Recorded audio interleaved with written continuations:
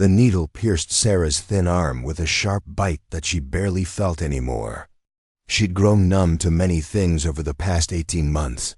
The sting of medical equipment, the judgmental stares of strangers, the gnawing emptiness in her stomach that had become her constant companion.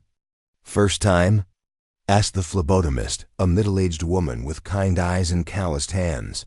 Sarah shook her head, watching her blood flow through the clear tube into the collection bag.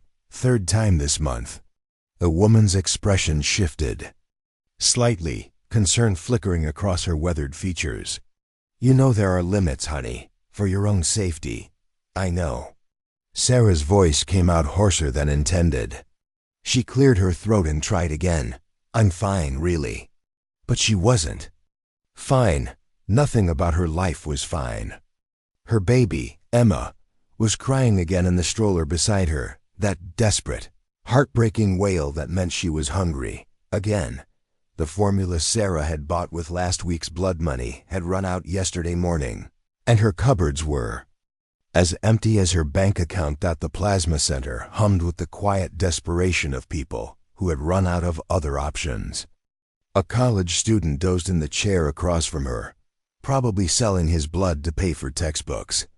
An elderly man read a newspaper with shaking hands, likely choosing between medication and groceries. And here she was, 24 years old, trading the blood in her veins for enough money to keep her daughter alive another week. Sarah closed her eyes and tried to remember when her life had taken such a devastating turn. 18 months ago, she'd been a promising marketing coordinator at Henderson Industries, one of the city's largest corporations. She'd had a corner office, a reliable salary, and dreams of climbing the corporate ladder. Then she got pregnant. Emma stirred in her stroller, her tiny fist escaping from the worn blanket Sarah had wrapped around her. Even through her exhaustion and despair, Sarah felt that familiar surge of fierce love. Emma was perfect, 10 tiny fingers, 10 tiny toes, and eyes the color of storm clouds that seemed to see straight into Sarah's soul. She was also the reason Sarah would do anything, sacrifice anything, to survive. The machine beeped, signaling the donation was complete. Sarah felt the familiar lightheadedness as the phlebotomist removed the needle and pressed a cotton ball against the puncture wound. "Take your time getting up," the woman warned. "And make sure you eat something soon." Sarah nodded, though they both knew she'd probably spend the money on formula before food for herself. She collected her payment, $48, that would barely cover 3 days of baby formula, and carefully lifted Emma from the stroller. As she walked toward the exit, a commotion near the medical office caught her attention. A doctor in a white coat was speaking urgently to someone on his phone, his voice carrying across the quiet waiting area. "I need to speak with Alexander Henderson immediately," the doctor was saying. "Yes, I know he's in meetings, but this is urgent. Tell him Dr. Marcus Chen needs to discuss Sarah Morrison. He'll know what this is about." Sarah's blood turned to ice. Her footsteps faltered, and Emma's stroller bumped against her legs. Dr. Chen, she knew that name. But more importantly, he knew hers. And he was calling Alexander Henderson, the CEO of Henderson Industries, the same company that had fired her when they discovered her pregnancy. Sarah's hands trembled as she pushed Emma's stroller through the plasma center's glass doors, Dr. Chen's words echoing in her mind. The autumn air bit at her exposed skin, and she realized she'd forgotten to put on a jacket again. These days, she forgot a lot of things, meals, appointments, sometimes even what day it was. Survival mode had a way of narrowing focus to the immediate and essential. She needed to get home, needed to think. But as she fumbled for her bus pass, her phone buzzed with a text from her landlord. "Rent is 3 days late. Need payment by end of the week or start the eviction process." The bus pass wasn't in her purse. Sarah's heart sank as she remembered. She'd used her last bus fare to get to the plasma center.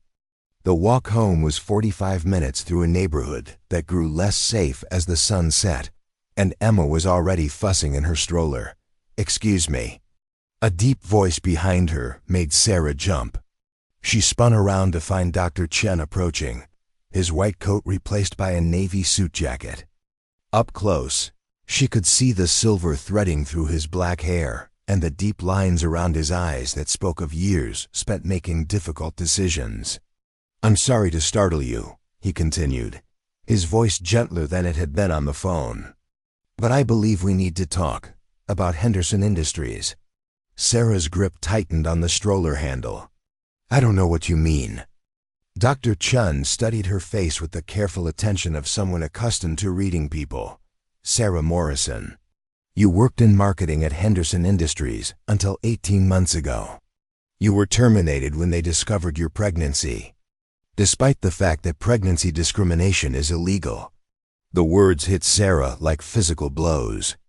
She'd spent so long trying to forget that betrayal, the way they'd manufactured reasons to fire her, the lawyer who'd told her she couldn't prove discrimination without documented evidence. Who are you?" she whispered. "I'm Dr. Marcus Chen. I've been the Henderson family physician for 15 years. He paused, glancing at Emma, who had quieted and was staring at him with curious eyes. "And I delivered Alexander Henderson's daughter 25 years ago." Sarah felt the ground shift beneath her feet. The pieces weren't fitting together, but she could sense the shape of something larger, something that might explain why her life had imploded so completely. "I don't understand," she said. Dr. Chen looked around the parking lot, noting the people coming and going from the plasma center. "This isn't the place for this conversation. Are you hungry? There's a diner down the street. We could talk there." Every instinct screamed at Sarah to run. She'd learned not to trust easily, especially not men in expensive suits who claimed to have answers. But Emma chose that moment to let out a sharp cry that meant she was truly hungry now. And Sarah realized she had nowhere to run to anyway. "I can't afford my treat," Dr. Chen said simply. "For both of you." 20 minutes later, Sarah found herself in a red vinyl booth at Mickey's Diner, watching Dr. Chen order coffee while she fed Emma a bottle of formula he'd quietly paid for. At the convenience store next door, the simple kindness of that gesture had nearly brought her to tears. "You're wondering why I'm here," Dr. Chen said once the waitress had taken their order soup and sandwiches for both of them, though Sarah had protested she wasn't hungry. "The thought had crossed my mind." Sarah kept her voice steady, but her heart was hammering against her ribs. "I recognized you the moment you walked into the plasma center today. It took me a moment to place you. You look—" He paused diplomatically. "Like hell," Sarah finished. "I know." "Different," he corrected gently. "Thinner, older, tired in a way that goes deeper than sleep." Sarah shifted Emma to her shoulder, rubbing the baby's back in slow circles. "You still haven't told me why you're here, or why you called Alexander Henderson." Dr. Chen was quiet for a long moment, stirring his coffee with careful precision. When he looked up, his expression was troubled. "Because I think there's something you need to know about why you were really fired, and about who Emma's father is." The bottle slipped from Sarah's nerveless fingers, formula splashing across the table. Emma let out a startled cry, but Sarah barely heard her. The diner seemed to spin around her, the fluorescent lights too bright, the smell of frying food suddenly nauseating. "What did you say?" "I need to ask you something, and I need you to be completely honest with me." Dr. Chen leaned forward, his voice low and urgent. "Was there ever a time around 2 years ago when you might have had contact with someone from the Henderson family? A party, a business event, anything?" Sarah's mind raced backward through memories she'd tried to bury. 2 years ago, she'd been ambitious and naive, attending every company function, staying late to impress her supervisors, volunteering for high-profile projects. And then she remembered the Henderson Industries annual gala, the company's biggest fundraising event, held at the Grand Ballroom downtown.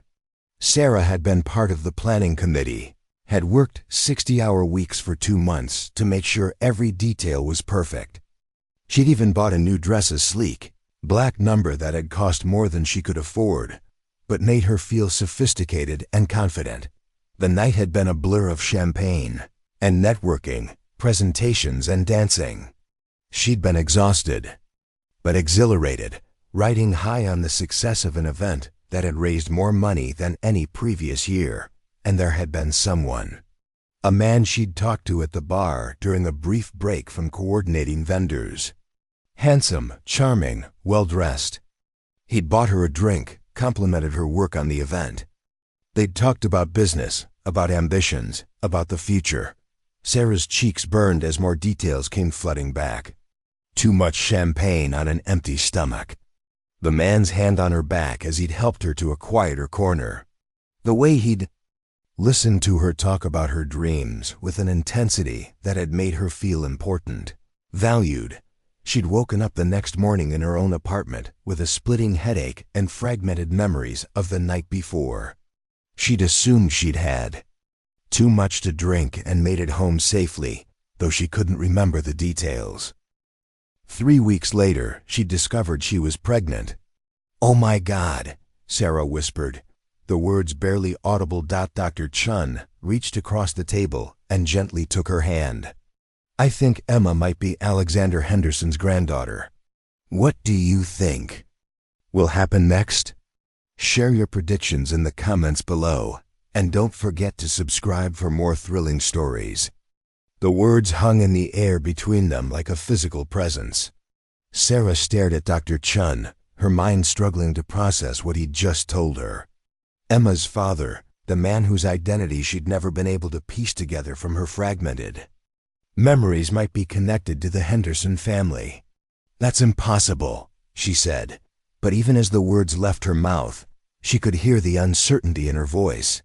"Is it?" Dr. Chen asked gently.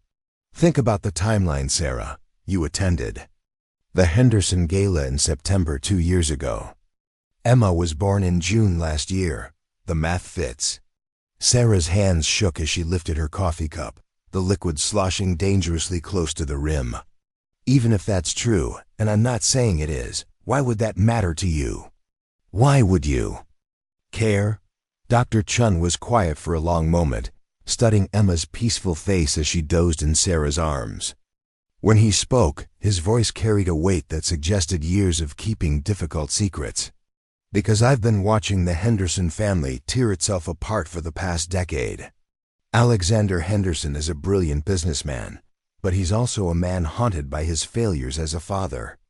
His son, James, has been spiraling for years: drugs, alcohol, reckless behavior. Alexander has bailed him out of more scandals than I can count, but each time James just gets worse." Sarah felt a chill that had nothing to do with the diners. "Air conditioning.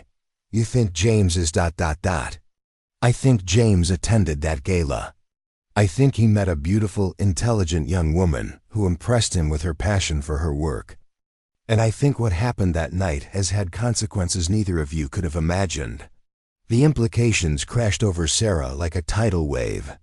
If Emma was James Henderson's daughter, then everything that had happened, her firing, her descent into poverty, the desperate measures she'd been forced to take, took on a sinister new dimension. "They knew," she whispered, the realization hitting her with devastating clarity. "When they fired me, they knew I was pregnant. They knew whose baby it was." Dr. Chen nodded grimly. "I suspect so. Alexander Henderson is a man who protects his family's reputation above all else. A pregnant employee claiming his son was the father would have been a public relations nightmare." Sarah's vision blurred with tears of rage and humiliation. She'd wondered so many times why they'd gone to such lengths to get rid of her. Her performance reviews had been stellar, her dedication unquestioned. But the moment she'd started showing, they'd begun documenting minor infractions, questioning her commitment, making her life at the company unbearable until they could manufacture a reason to terminate her. "But now," Dr. Chen continued, "seeing you here today, selling your blood to feed his granddaughter, I think it's time Alexander Henderson faced the consequences of his actions. Sarah looked down at Emma, who was sleeping soundly despite the chaos swirling around her. Her daughter deserved so much more than this life of constant struggle and uncertainty. But the thought of confronting the Henderson family, of trying to prove a connection they'd already gone to great lengths to hide, filled her with terror. "You don't understand," she said. "I have no proof. No evidence. It would be my word against theirs. And they have money, lawyers, influence. I have nothing." "Not nothing," Dr. Chen said quietly. "You have Emma, and DNA doesn't lie." The suggestion hung between them, both tantalizing and terrifying.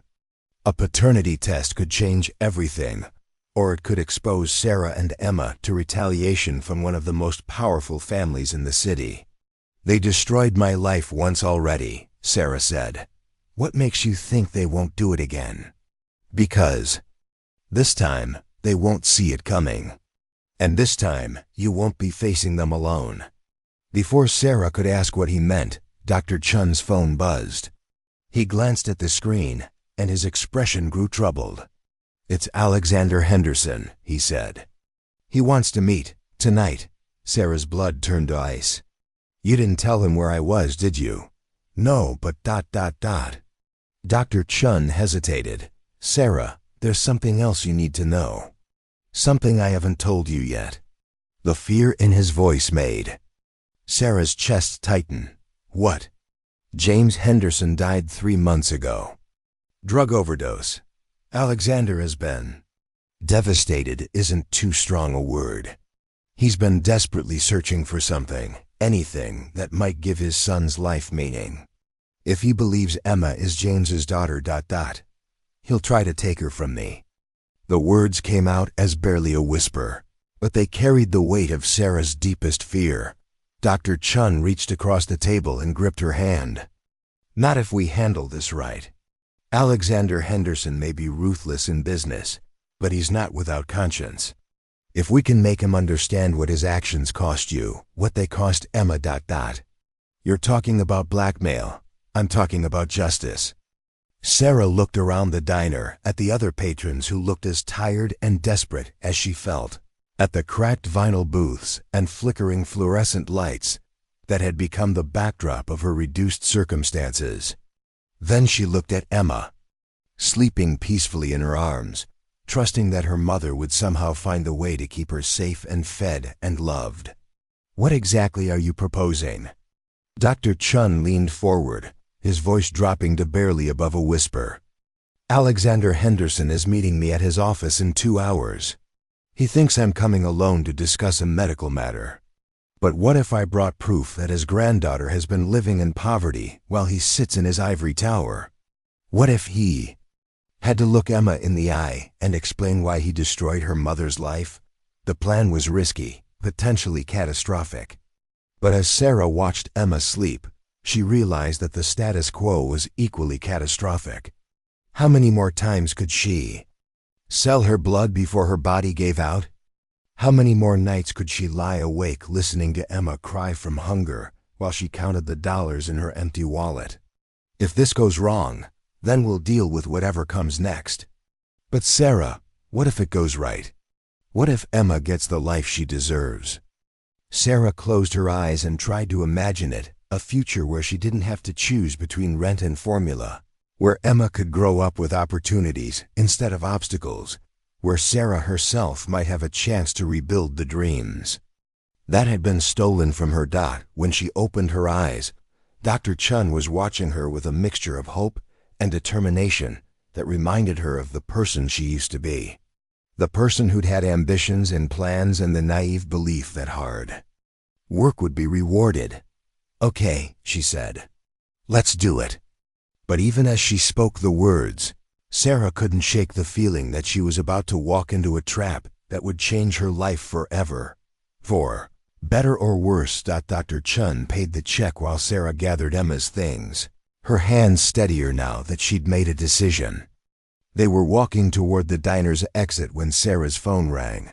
The number was unknown, but something made her answer. Sarah Morrison? The voice was crisp, professional, unfamiliar. Yes. This is Margaret Wells from Child Protective Services. We've received a report concerning the welfare of your daughter, Emma Morrison. We need to schedule an immediate home visit to assess the living situation. Sarah's legs nearly gave out. Dr. Chen caught her arm, his face grave as he listened to her side of the conversation. When? Sarah managed. Tomorrow morning at 9 a.m. Please ensure you're available, Ms. Morrison. Failure to cooperate will result in further action. The line went dead. Sarah stared at the phone, her mind reeling. They know, she whispered. Somehow they already know we're onto them. Dr. Chen's expression was grim. Then we're out of time. We need to get to Alexander Henderson tonight, before they can take Emma away from you. As they stepped out into the darkening evening, Sarah couldn't shake the feeling that invisible forces were already moving against them.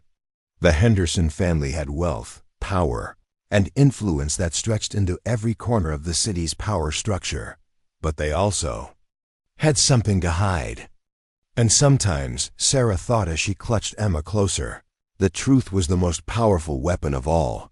The question was whether she'd live long enough to use it. Dr. Chen hailed a taxi, and as they climbed into the back seat, he turned to Sarah with an expression that was both reassuring and deeply concerned. There's one more thing you should know, he said as the taxi pulled away from the curb. James Henderson wasn't Alexander's only child. He has a daughter, Rebecca. She's been estranged from the family for years, but if Emma really is James's daughter, Rebecca would be her aunt. Why are you telling me this? Because Rebecca Henderson now goes by Rebecca Walsh, and she works for Child Protective Services. The pieces of the puzzle were falling into place, forming a picture that was both clearer and more terrifying than Sarah had imagined. The Henderson family hadn't just destroyed her career, they'd been systematically working to take her daughter away from her. But why? What did they really want with Emma? Sarah was about to find out. The Henderson Industries building towered 32 stories above the city center, its glass facade reflecting the evening lights like a wall of stars. Sarah had passed this building hundreds of times during her 18 months of unemployment, each glimpse a reminder of the life that had been stolen from her. Now as Dr. Chen's taxi pulled up to the executive entrance, she felt like she was walking into the lion's den. Are you sure about this?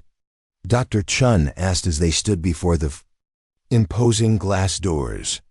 Emma was awake now, gazing up at the building with wide eyes as if she could sense the importance of this moment. No, Sarah said honestly.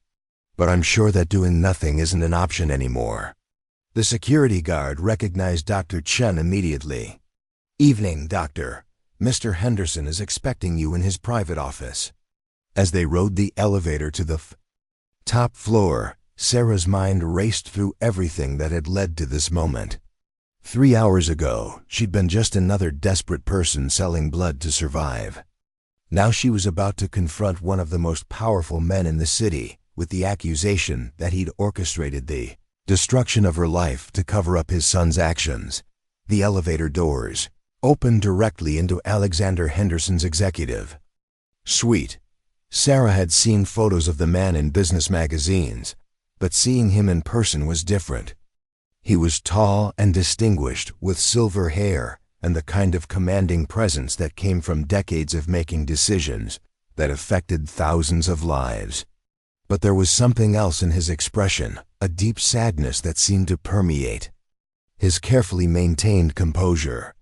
Marcus, he said, standing from behind a desk that was larger than Sarah's entire living room. Thank you for coming so late. He stopped mid-sentence as his gaze fell on Sarah and Emma.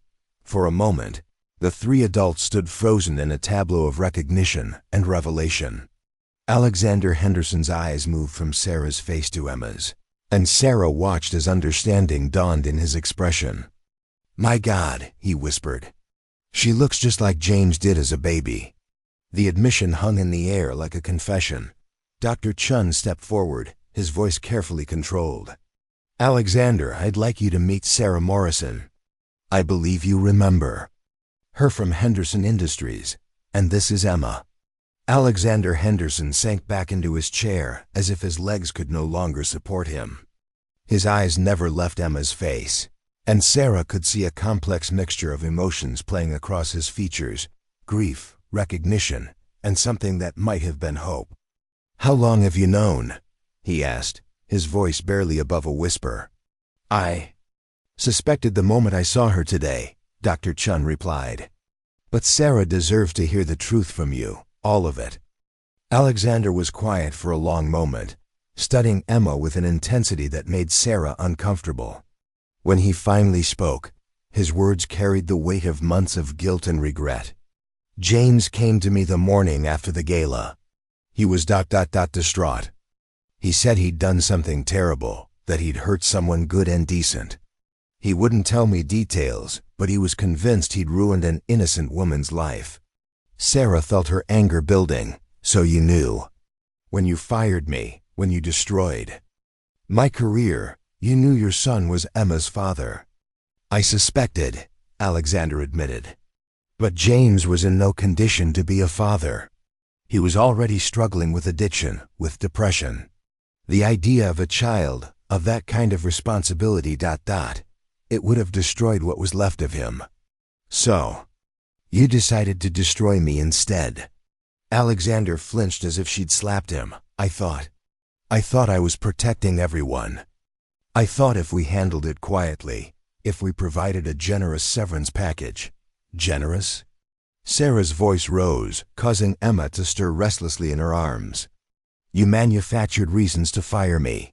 You made sure I couldn't get another job in the industry. You left me with nothing.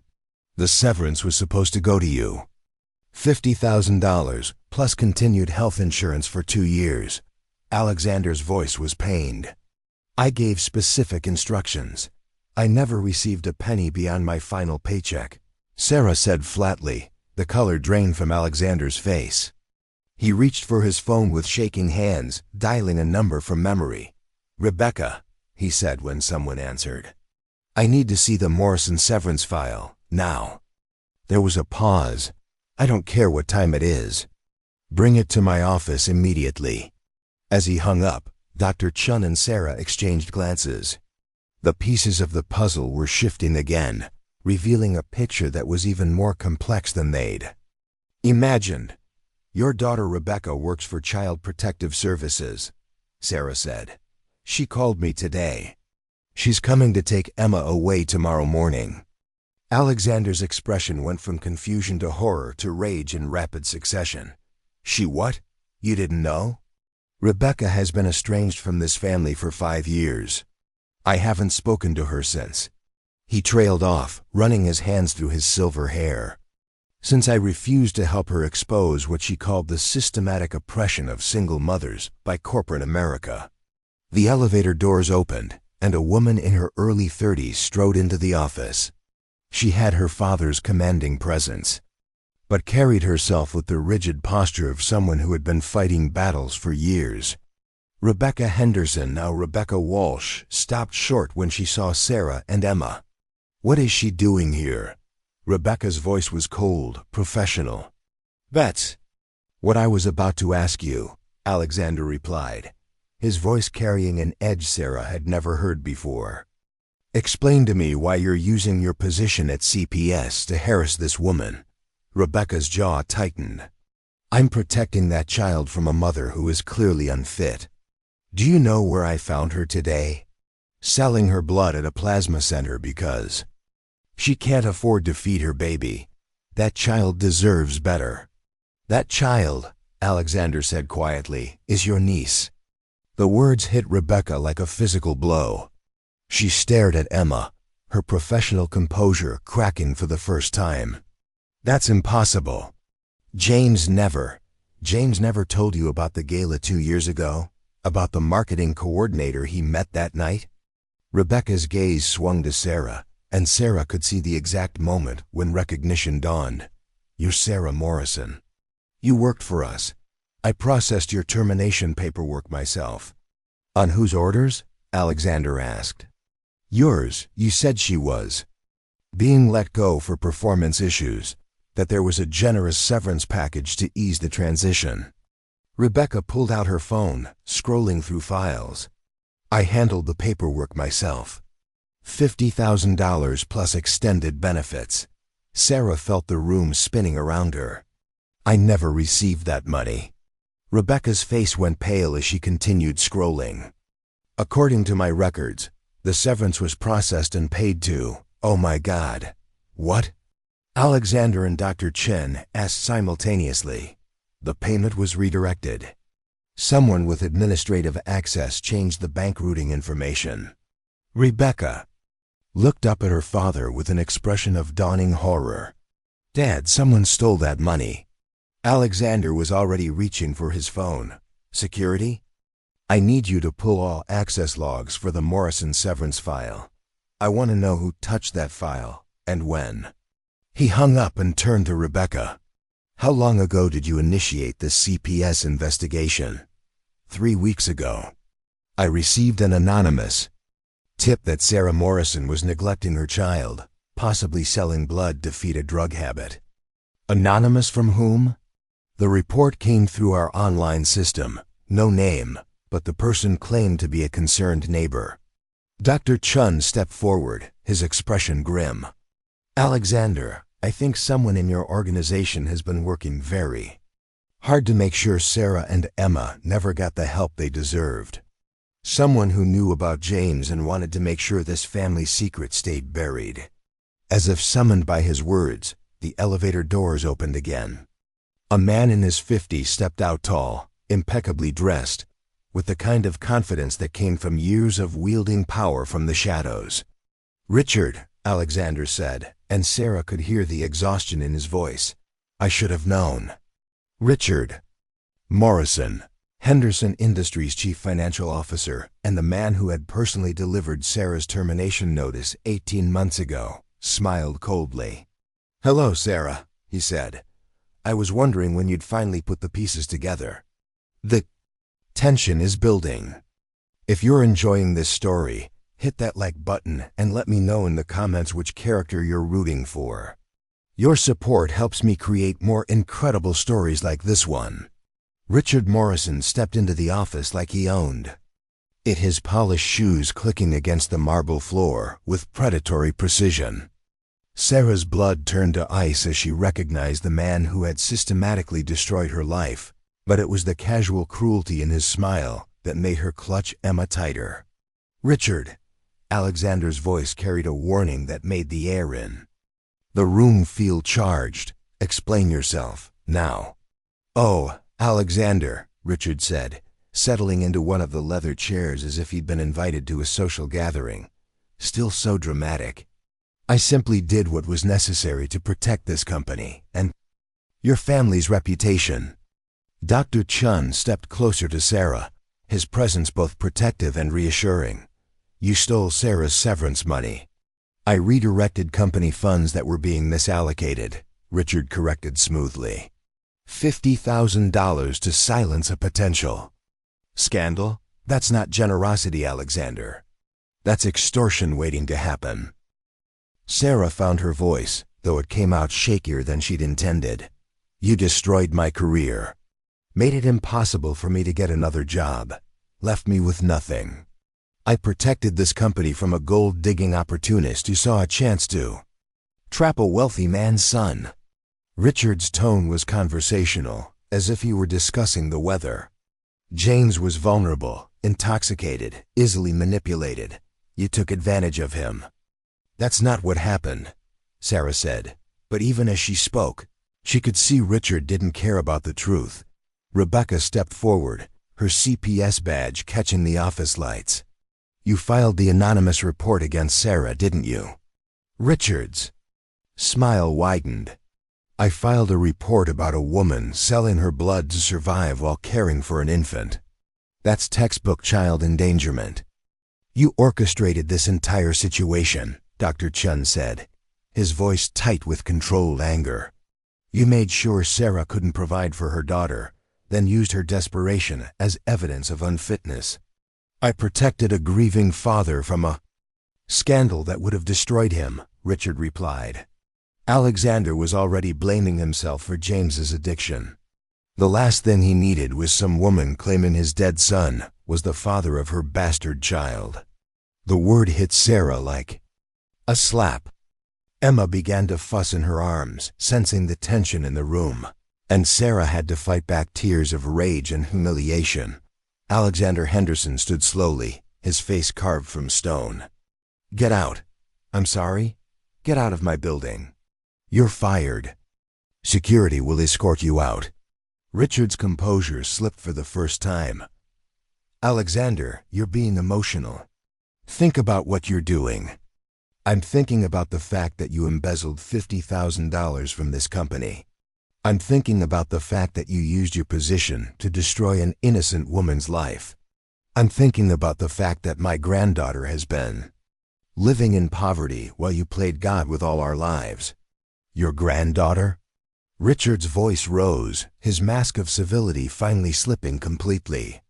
"You don't even know if that child is James's. This woman could be running an elaborate con. Enough." Alexander's voice cut through the room like a blade. He pressed a button on his desk phone. "Security to the executive office, immediately." But Richard wasn't finished. His face twisted with a fury that revealed the depth of his desperation. "You want to know the truth, Alexander? Your precious son was a rapist. That woman was unconscious for half the night. James came to me in tears, confessing what he'd done, begging me to fix it. I protected him from a scandal that would have sent him to prison." The room fell into a silence so complete that Sarah could hear her own heartbeat. Emma's soft breathing was the only sound as the adults around her processed Richard's revelation. Sarah felt the world tilt around her.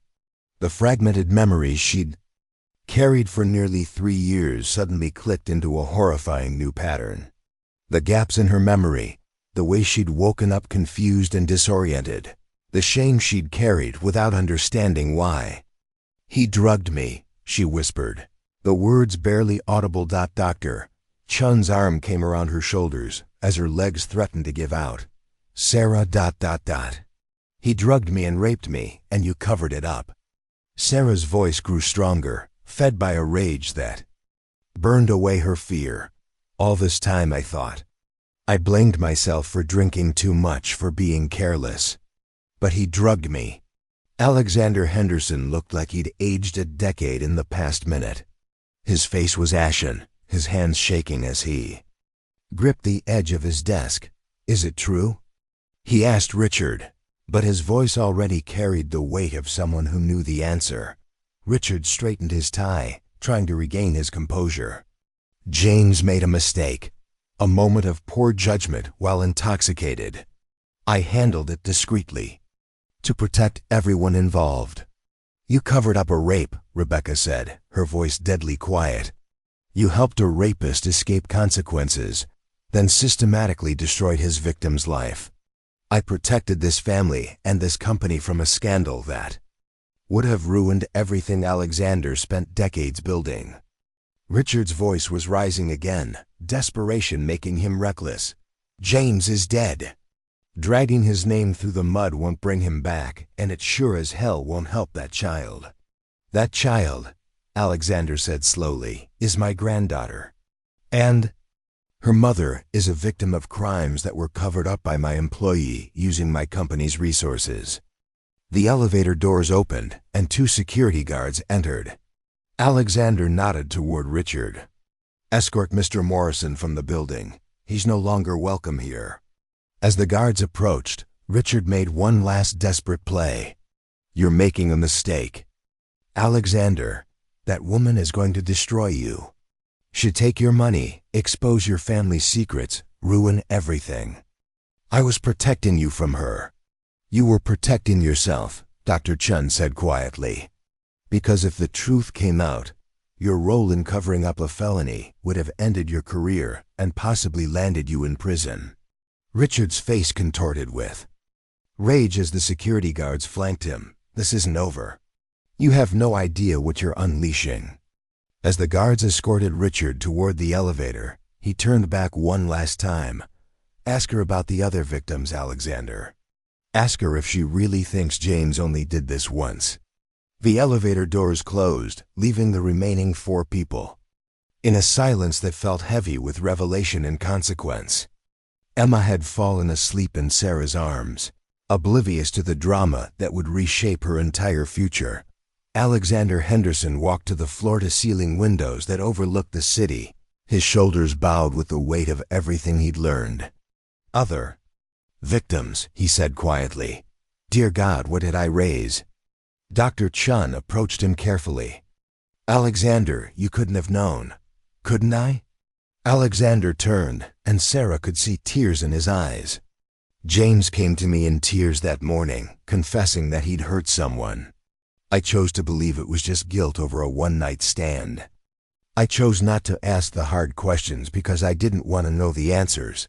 Rebecca was typing furiously on her phone. I'm canceling the CPS investigation and flagging Richard Morrison's report as fraudulent. Sarah, I'm so sorry. I had no idea. None of us did, Sarah said, but the words felt inadequate. Her entire world had shifted, and she was struggling to process the implications. What happens now? She asked. Alexander turned from the window, and when he spoke, his voice carried a determination that reminded Sarah of the man who had built an empire from nothing. Now we make this right. All of it. He walked to his desk and pulled out a checkbook. This won't undo what was done to you, Sarah, but it's a start. He wrote quickly, then tore out the check and handed it to her. Sarah's eyes widened when she saw the amount. $500,000, she read aloud. The $50,000 that was stolen from you, plus interest, plus compensation for 18 months of suffering that should never have happened. Alexander's voice was steady now, businesslike. It's not enough, but it's what I can do immediately. Sarah stared at the check, hardly believing it was real. $500,000 would change everything: stable housing, good food, health care for Emma, maybe even a chance to go back to school. But even as relief flooded through her, she couldn't shake Richard Morrison's final words. Other victims. The implication that James Henderson's assault on her hadn't been an isolated incident. Mr. Henderson, she said carefully, what did he mean about other victims? Alexander's face went gray. I don't know, but I'm going to find out. Dr. Chen cleared his throat. Alexander, there's something else we need to discuss. If he hurt other women, they deserve justice too. And they deserve to know they're not alone. Agreed, Alexander said immediately. Rebecca, I'll start looking into any reports or complaints that might have been buried, Rebecca said. Dad, if there are other women out there who were silenced the way Sarah was ... then we'll find them. And we'll help them. Alexander turned to Sarah. I know I can't undo what happened to you. I can't bring back the 18 months you spent struggling to survive.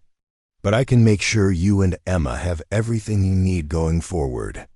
Sarah looked down at Emma, who was sleeping peacefully despite the chaos that surrounded her. Her daughter would grow up knowing the truth about her father, but she would also grow up knowing that sometimes people found the courage to do the right thing even when it was difficult. There's one more thing, Sarah said. I want to go back to work, not for the money, but because I loved my job. I was good at it. Alexander nodded.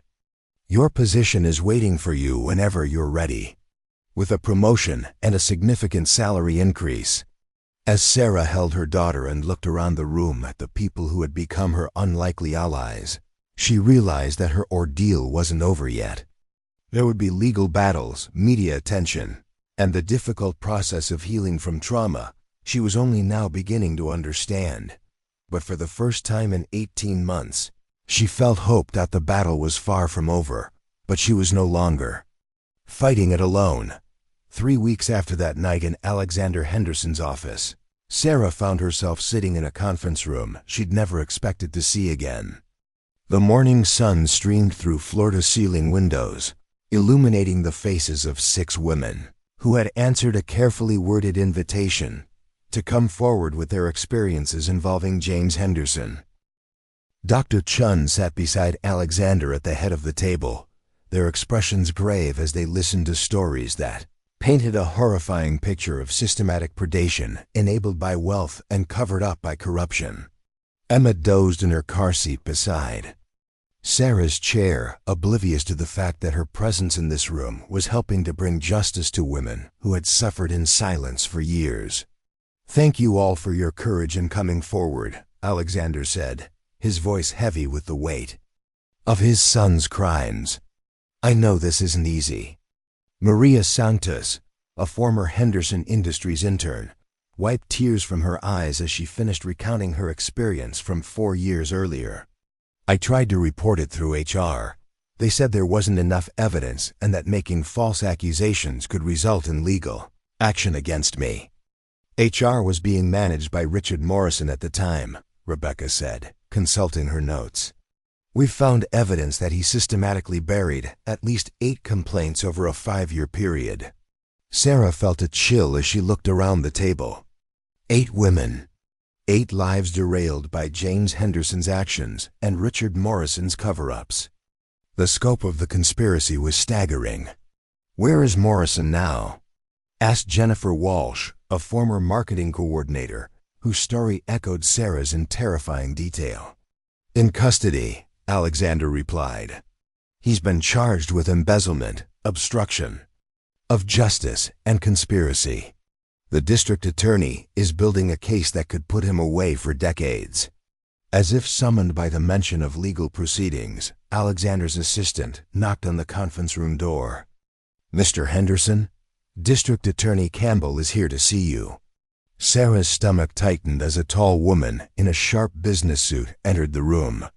De Campbell had been in the news recently for her aggressive prosecution of high-profile corruption cases, and her presence here meant that the story was about to become very public.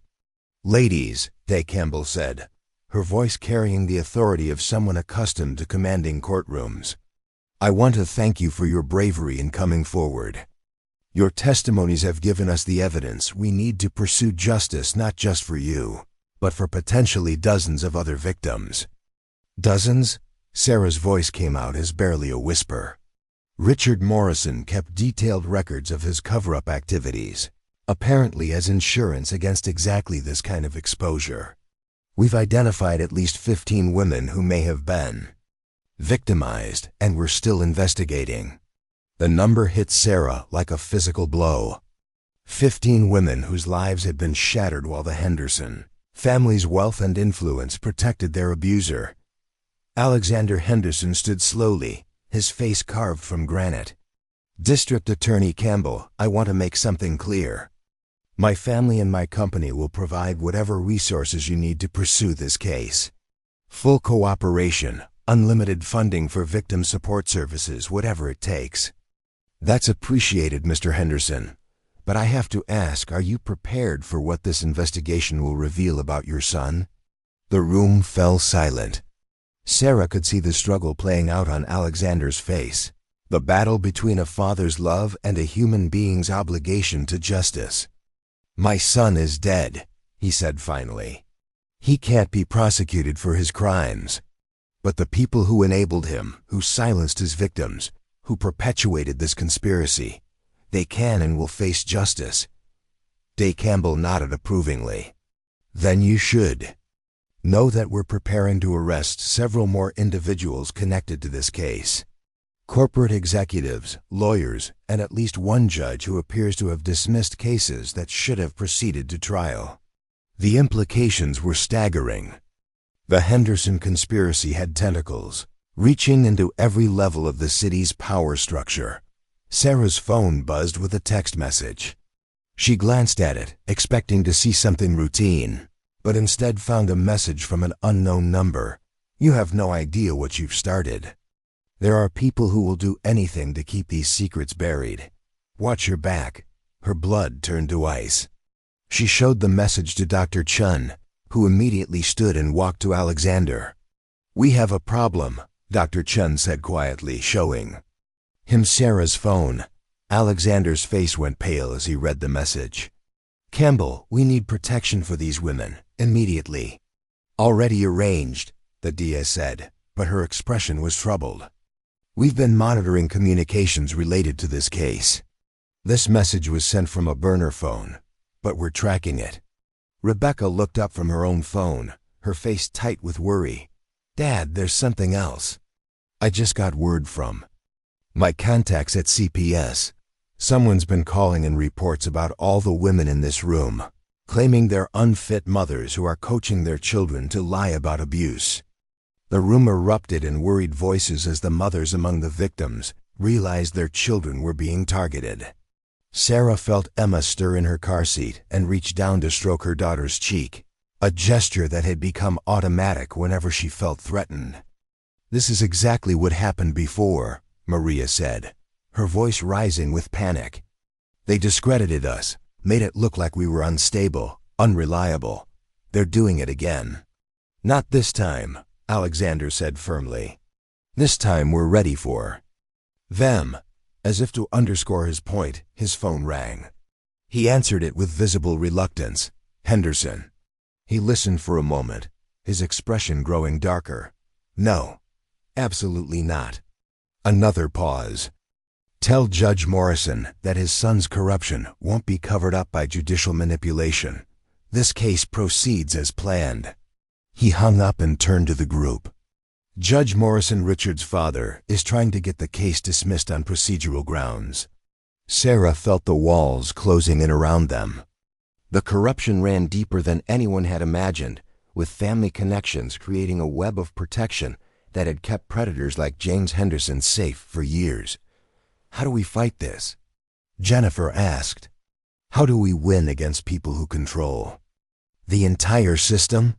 "We go public," Sarah said, surprised by the strength in her own voice. "We tell our stories to the media. We make it impossible for them to silence us." Dr. Chen nodded approvingly. "Sunlight is the best disinfectant. Once these stories are public, it becomes much harder to make them disappear. Are you sure you're ready for that?" De Campbell asked. "Media attention can be intense, especially in a case like this.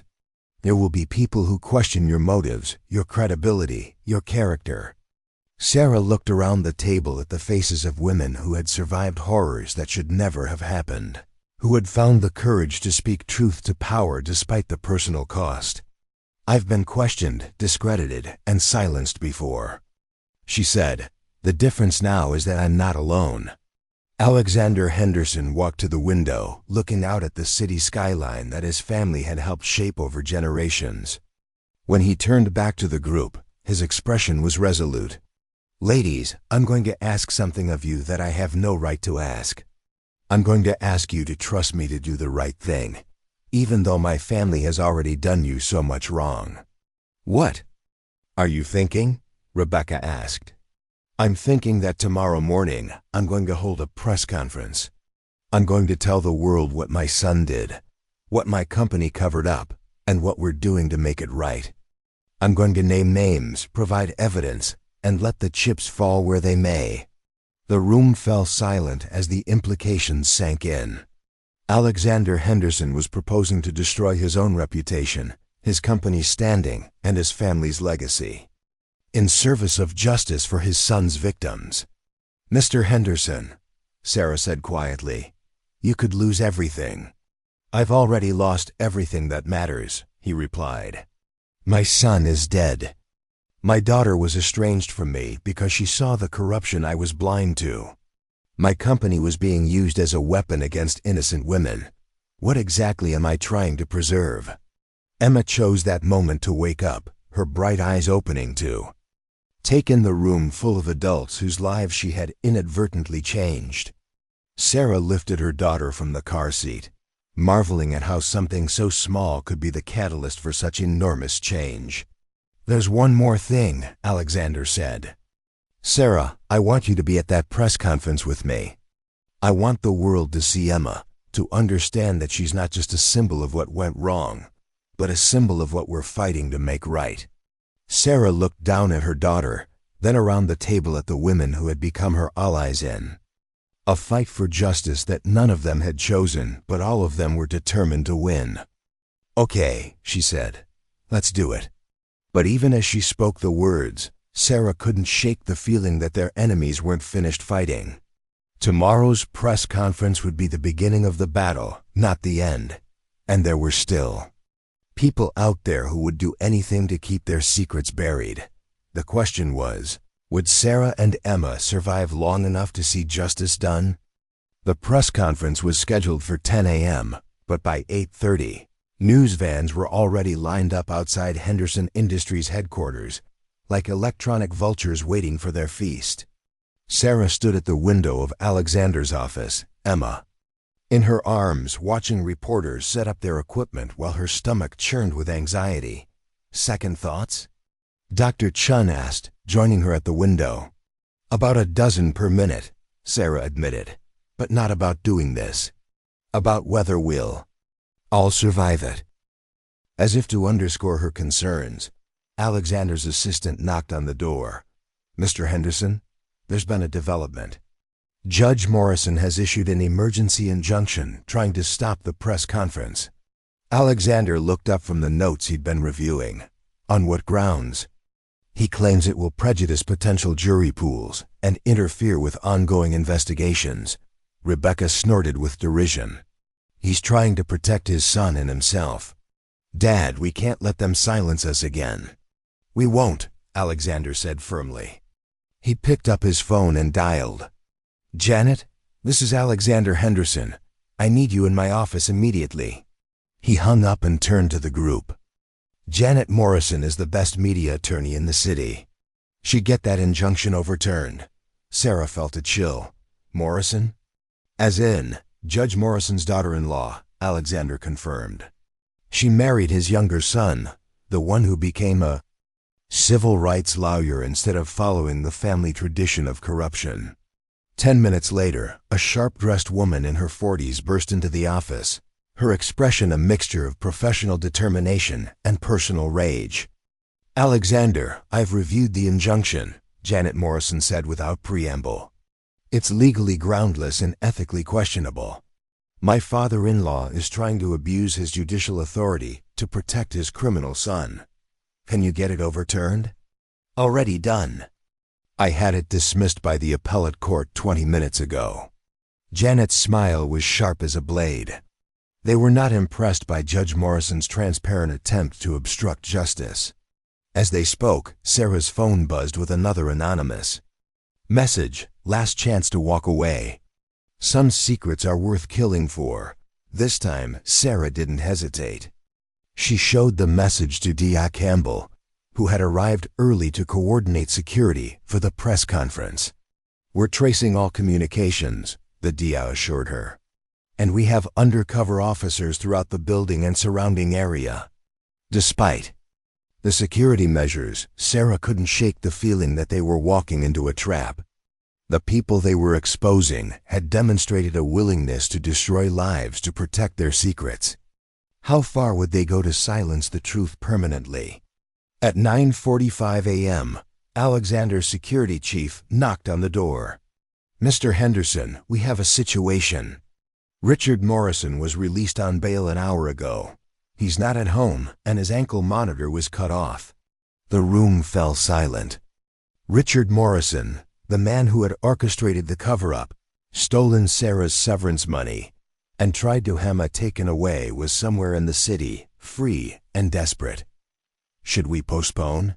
Rebecca asked. "No," Sarah said before Alexander could respond. "If we postpone now, we'll never get another chance. They'll find new ways to silence us, new threats to make." "This ends today," Alexander nodded approvingly. "Sarah's right. We go forward as planned." At exactly 10 a.m., they walked into the building's main conference room, which had been converted into a makeshift press area. The room was packed with reporters, cameras, and curious onlookers. Sarah felt exposed under the bright lights, acutely aware that she was about to tell her story to the entire world. Alexander stepped up to the podium, his presence commanding the room's attention. "Ladies and gentlemen, thank you for coming. I'm here today to discuss a conspiracy that has operated within my company and my family for years. A conspiracy that has victimized innocent women and covered up serious crimes." The room erupted with questions and camera flashes, but Alexander continued speaking, his voice steady and clear. "My son, James Henderson, was a rapist. Over a period of several years, he sexually assaulted at least 15 women using drugs. To incapacitate his victims and relying on his wealth and family connections to escape consequences." Sarah watched the reporters' faces as they processed this bombshell. She could see the calculation in their eyes. This was the story of the year, possibly the decade. These crimes were systematically covered up by Richard Morrison, who used his position as chief financial officer to silence victims, steal compensation money, and manipulate legal proceedings. He was aided by corrupt officials throughout the city's power structure. Alexander paused, his gaze finding Sarah in the crowd of faces. "I want to introduce you to Sarah Morrison, one of my son's victims. Ms. Morrison was drugged and assaulted at a company function 2 years ago. When she became pregnant as a result of that assault, she was fired from her job and blacklisted from the industry. The compensation she was promised was stolen. She was forced to sell her blood to feed her daughter, my granddaughter." Sarah stepped forward, Emma in her arms, and the camera flashes intensified. She could hear murmurs rippling through the crowd as reporters recognized the human story behind the legal drama. "I want to speak for myself," Sarah said, her voice carrying more clearly than she'd expected. "For 18 months, I believed I was responsible for what happened to me. I thought I had made poor choices, drunk too much, been careless with my safety. I blamed myself for the pregnancy, for the job loss, for the poverty that followed." Her voice grew stronger as she continued. "But I wasn't responsible. I was the victim of a planned assault, and then I was victimized again by a conspiracy designed to protect my attacker. My daughter and I have suffered because powerful people decided that their reputation was more important than our lives." The room was absolutely silent now, the reporters hanging on every word. "But we're not victims anymore. We're survivors. And we're here to make sure this never happens to anyone else." As Sarah finished speaking, a commotion erupted at the back of the room. Security guards were struggling with someone trying to force their way in, and Sarah's blood turned to ice as she recognized Richard Morrison's voice shouting above the chaos. "She's lying. It's all lies. James Henderson is dead. He can't defend himself against these accusations." Security finally wrestled Richard toward the exit, but his voice carried across the room. "Ask her about the money. Ask her why she's really here. This is extortion, pure and simple." The reporters were in a frenzy now, shouting questions and surging forward. But before anyone could respond to Richard's accusations, another voice cut through the chaos. "Mr. Morrison is lying." Everyone turned toward the new speaker, a young woman in her 20s who had somehow slipped into the room unnoticed. "I'm Lisa Henderson," she said, her voice shaking but determined. "James Henderson was my brother, and everything they've said about him is true." The revelation that James Henderson's own sister was confirming the accusations sent shockwaves through the room. Sarah stared at the young woman, recognizing some of James's features in her face, but seeing a strength and integrity that her brother had never possessed. "I've been living with this secret for years," Lisa continued. "I knew what James was doing.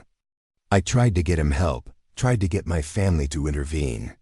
But they were more concerned with protecting his reputation than stopping his crimes." Alexander's face had gone ashen. "Lisa, you don't have to." "Yes, I do," she said firmly. "These women deserve to have their stories believed. They deserve justice, and I won't let anyone else be hurt by my family's silence." As Lisa spoke, Sarah realized that they had won more than just a legal victory. They had broken the code of silence that had protected predators for generations. They had shown that speaking truth to power was possible, even when that power seemed insurmountable. The press conference continued for another hour, with victim after victim stepping forward to tell their stories. By the time it ended, there was no doubt in anyone's mind that a massive conspiracy had been exposed, and that justice would finally be served. But as Sarah left the building, Emma sleeping peacefully in her arms, she knew that the real work was just beginning. Healing from trauma took time. Rebuilding lives took effort. Ensuring that this kind of conspiracy could never happen again would require constant vigilance. Still, for the first time in nearly 2 years, Sarah felt like she could breathe freely. The truth was finally out, and with it came the possibility of real justice and lasting change. The battle was over. Now comes the harder work of building a better future. 6 months after the press conference that changed everything, Sarah Morrison stood in her new office on the 15th floor of Henderson Industries, looking out at a city that felt completely different from the one she'd struggled to survive in just a year earlier. Emma, now walking and babbling constantly, was playing with blocks in a corner of the office that had been converted into a child-friendly space. Transformation in both their lives had been remarkable. Sarah's new position as Director of Victim Advocacy and Corporate Ethics came with a substantial salary, comprehensive benefits, and the resources to create real change within the company. But more importantly, it gave her a platform to ensure that what had happened to her and the other victims would never happen again. "Mama," Emma said, holding up a wooden block with obvious pride. "That's beautiful, sweetheart," Sarah replied, smiling at her daughter's accomplishment. Emma would grow up knowing her father's true identity, but she would also grow up in a world where her mother had turned tragedy into purpose and trauma into triumph. A knock on her office door interrupted her thoughts. Dr. Chen entered, carrying a medical bag and wearing the kind of smile that had become more frequent over the past months. "How are my favorite patients?" he asked, crouching down to Emma's level. "We're doing well," Sarah said, and for the first time in years, it was completely true. Emma's vocabulary is expanding daily, and she's been sleeping through the night. "And how are you sleeping?" Sarah considered the question seriously. The nightmares had decreased significantly with therapy, and the constant anxiety about money and safety had been replaced by something she'd almost forgotten: hope for the future. "Better," she said. "Much better." Dr. Chen nodded approvingly.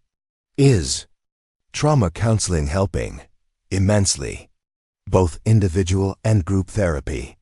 It's been healing to connect with the other survivors, to realize we're all moving forward together." As if summoned by the mention of the other survivors, Sarah's phone chimed with a message from Maria Santos, who had recently started law school. "With a full scholarship funded by the Henderson Foundation's Victim Assistance Program, that just finished my first semester exams. Thank you again for everything. None of this would have been possible without your courage." Similar messages had been arriving regularly as the 15 identified victims rebuilt their lives with the support and resources they'd been denied for so long. Jennifer Walsh had opened her own marketing consultancy. 3 of the women had returned to school. 2 had started families. All of them were healing. "There's something I wanted to discuss with you," Dr. Chen said, settling into the chair across from Sarah's desk. "Alexander has been thinking about expanding the advocacy program nationally. He wants to know if you'd be interested in leading that effort." Sarah felt a flutter of excitement. The work she'd been doing at Henderson Industries, creating support systems for victims, implementing transparent reporting procedures, and training executives on recognizing and preventing abuse, had been deeply fulfilling. The idea of taking that work nationwide was both thrilling and daunting. That would mean travel, speaking engagements, probably relocating to Washington, D.C. eventually. It would, Dr. Chen agreed. But it would also mean reaching thousands of women who are where you were 2 years ago, struggling alone, silenced by systems designed to protect their abusers. Before Sarah could respond, her office door opened again. Alexander Henderson entered, looking healthier and more at peace than she'd seen him since that first night in his office. "Sarah, I hope you don't mind the interruption." He smiled at Emma, who had abandoned her blocks to toddle over to him. Alexander had become an unlikely but devoted grandfather, learning to change diapers and read bedtime stories with the same focus he'd once applied to corporate mergers. "Not at all. Dr. Chen was just telling me about the national expansion proposal." Alexander lifted Emma into his arms, and she immediately began playing with his Taya ritual that had developed over their regular visits. "I know it's a big decision," he said. "But Sarah, you've already changed this company culture completely. Sexual harassment reports are up 300% because people finally trust that they'll be heard and protected. We've implemented policies that other corporations are now copying. You've turned our greatest shame into a model for corporate responsibility." Sarah felt a surge of pride at his words. The work had been challenging, sometimes heartbreaking, but knowing that it was preventing others from experiencing what she'd gone through made every difficult day worthwhile. "There's something else," Alexander continued. "The Henderson Foundation has been asked to testify before Congress about corporate accountability in sexual assault cases. They want you to be the primary witness." The implications were staggering. Sarah's story, which had begun with selling blood to feed her baby, might now influence national legislation designed to protect women across the country. "That's terrifying and amazing," she said honestly. "You don't have to decide today," Dr. Chen assured her. "But I wanted you to know that whatever you choose, you'll have our full support." As they spoke, Emma began to fuss, and Sarah recognized the signs that meant nap time was approaching.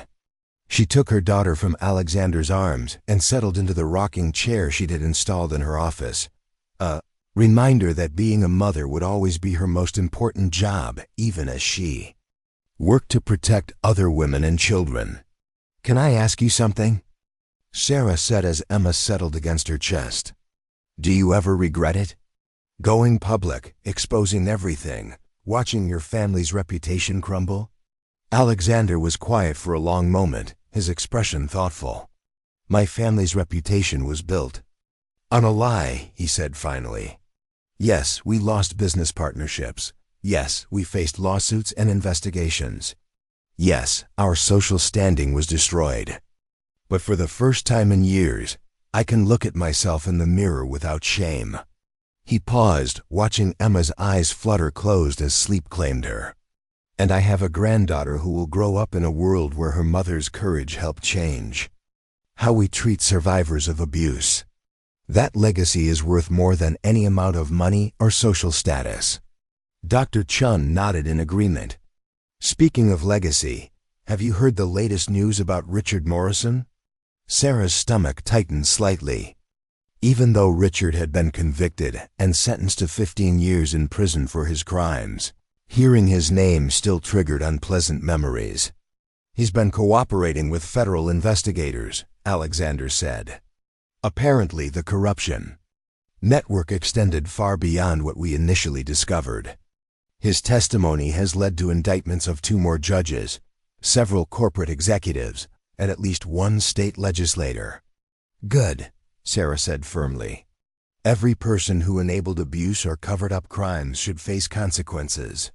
Her phone buzzed with a text from Rebecca, who had become not just an ally but a genuine friend.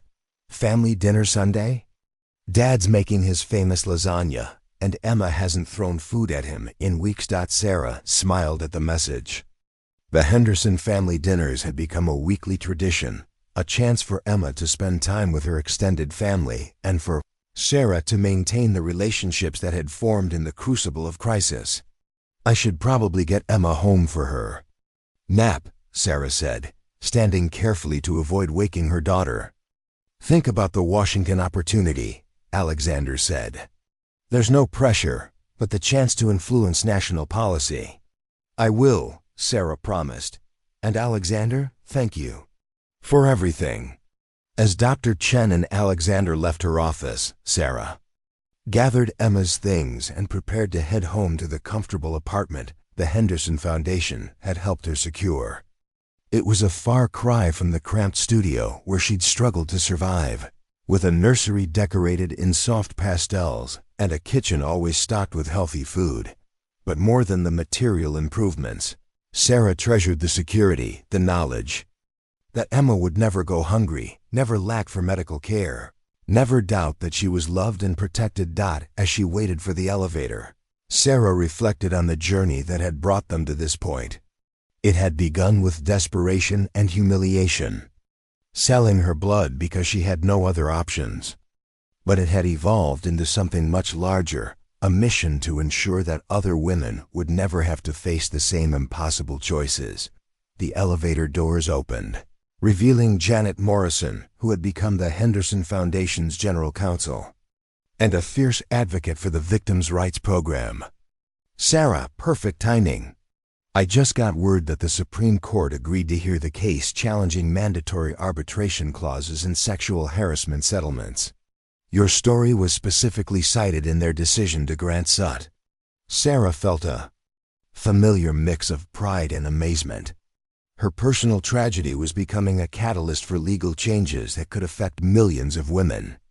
"That's incredible news." "It is, and Sarah?"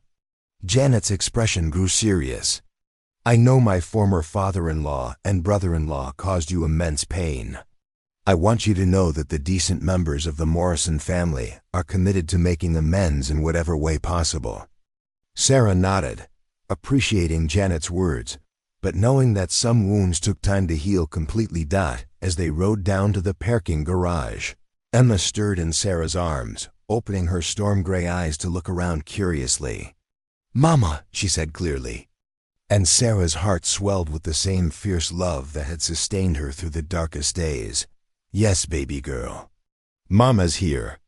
Driving home through the city streets, Sarah passed the plasma center where Dr. Chen had first recognized her.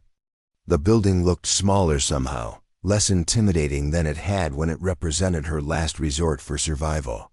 She thought about the scared, desperate young woman who had sold her blood to feed her baby, who had believed she was powerless against the forces that had destroyed her life. That woman could never have imagined the life Sarah and Emma were living now, but she also thought about the women who were still struggling, still fighting systems designed to silence them, still believing they were alone in their battles.